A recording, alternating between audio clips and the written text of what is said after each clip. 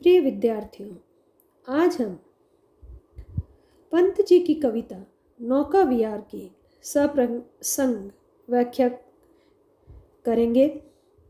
नौका विहार कविता पंत जी के काव्य ग्रंथ गुंजन से ली गई है।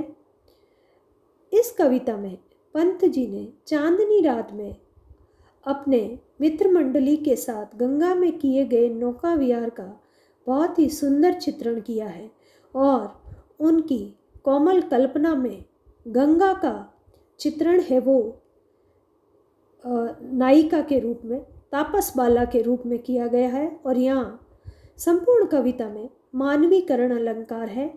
वो कहते हैं कि ग्रीष्म ऋतु में क्षीण धार वाली गंगा है वो पतली कमर वाली नायिका के जैसी है।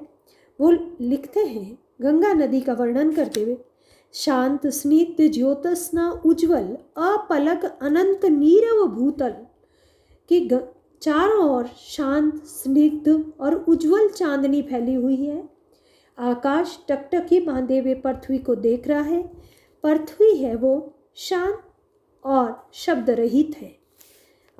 सेकत सैया पर दुग्ध ध्वल तनवंगी गंगा ग्रीष्म विरल लेटी है श्रांत क्लांत निश्चल।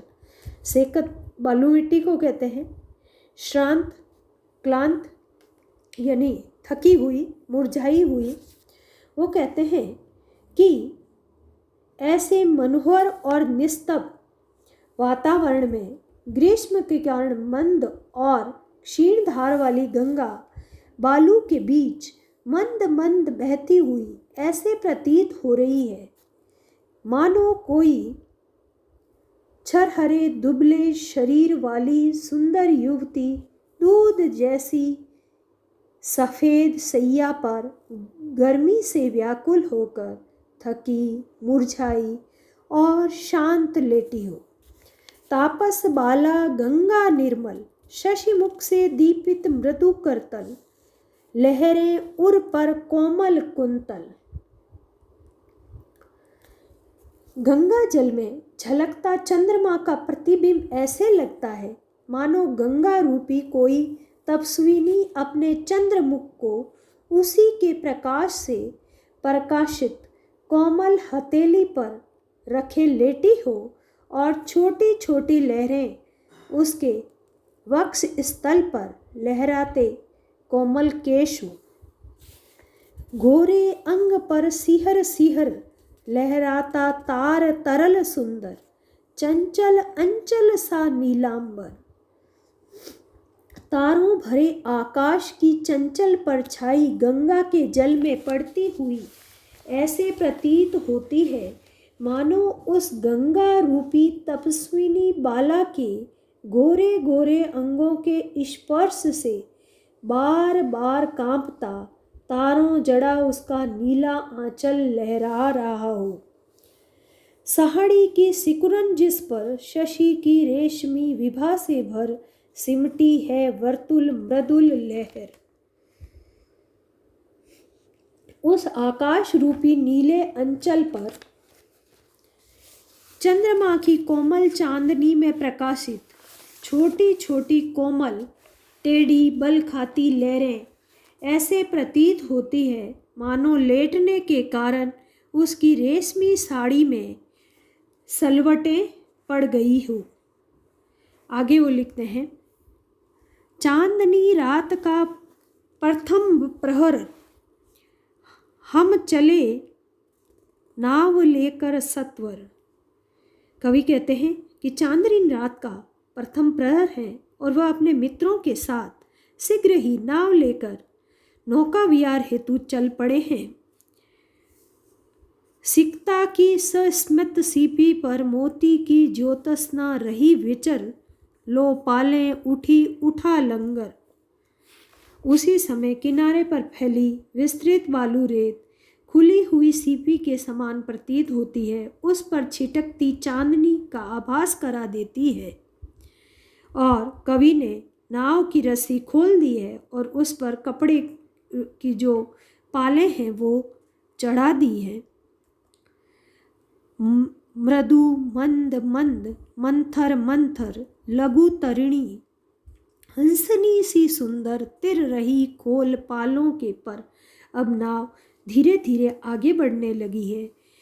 मृदु मंद मंद गति से प्रवाहित होती हुई नाव ऐसे लग रही है जैसे पाल रूपी पंखों को खोलकर कोई सुंदर हंसिनी नदी के जल में तैर रही हो।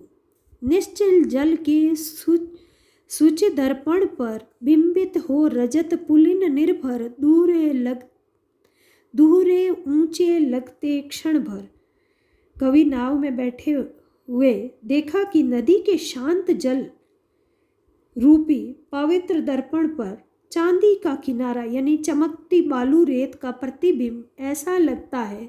उस समय वो किनारे अपनी छाया के कारण दुगने ऊंचाई पर लगते हैं।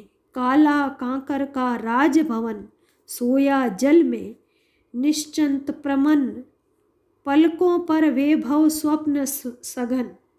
और पास ही गंगा नदी के पास जो काला कंकर का विशाल राजमहल है, उस भवन की छाया उस गंगा के शांत निश्चल जल में पड़ रही है और उसमें पलकों पर वैभव स्वप्न सघन।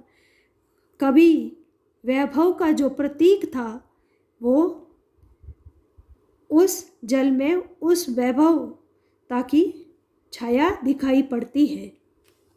यानी उस राजमहल में सोया हुआ अतीत के वैभव के सपने देख रहा है। जिस समय वह राज भवन निर्मित हुआ था उस सामंती युग में कितनी चहल पहल रहती थी।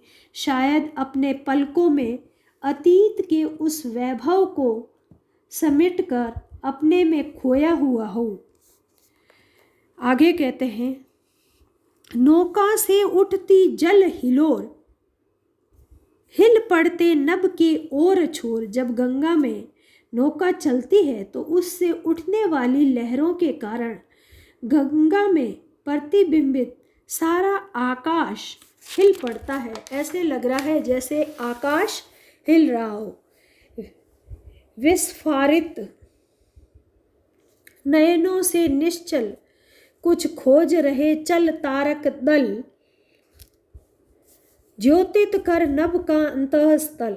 गंगा का जल शांत होने पर उसमें प्रतिबिंबित तारों की परछाई ऐसे प्रतीत हो रही है मानो तारे जल के अंदर के भाग को आलोकित करके उसमें अपनी आंखें फाड़ फाड़ कर कुछ खोज रहे हों। जिनके लघु दीपों का चंचल अंचल की ओट किए अविरल फिरती लहरें लुक छिप पल पल। इन तारों रूपी लघु दीपों को छिपाए हुए गंगा की चपल लहरें इधर उधर छिपती हुई सी प्रतीत हो रही है।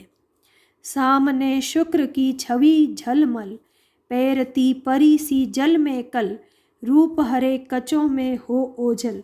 सामने ही शुक्र तारा झिलमिला रहा है और उसकी शोभा जल में प्रतिबिंबित होकर परी सी तैर रही है, जो कभी कभी चांदी जैसे रूप हले बालों अर्थात गंगा की लहरों में छिप जाती है। लहरों के घूंघट से झुक झुक दशमी का शशि निज तिर्यक मुख से दिखलाता मुग्धा सा रुक रुक। अपने यौवन से अनभिज्ञ नायिका जिस प्रकार कभी अपना सुंदर मुख घूंघट में छिपा लेती है तो कभी घूंघट हटा देती है, उसी प्रकार गंगा में प्रतिबिंबित दशमी का चंद्रमा भी अपना तिरछा मुख दिखा देता है और कभी लहरों की चंचलता के कारण छिप जाता है। इन पद्यांशों में गंगा के जल में मानवीकरण, आकाश, तारों और चंद्रमा की छटा का बहुत ही मनोहारी चित्रण पंची ने किया है और संस्कृत निष्ठ शब्दावली का प्रयोग किया है। इसके अतिरिक्त रूपक, उपमा, अलंकारों का बहुत ही सुंदर वर्णन है, श्रृंगार रस है तथा लक्षणा शब्द शक्ति उपयुक्त पद में प्रयुक्त हुई है। धन्यवाद।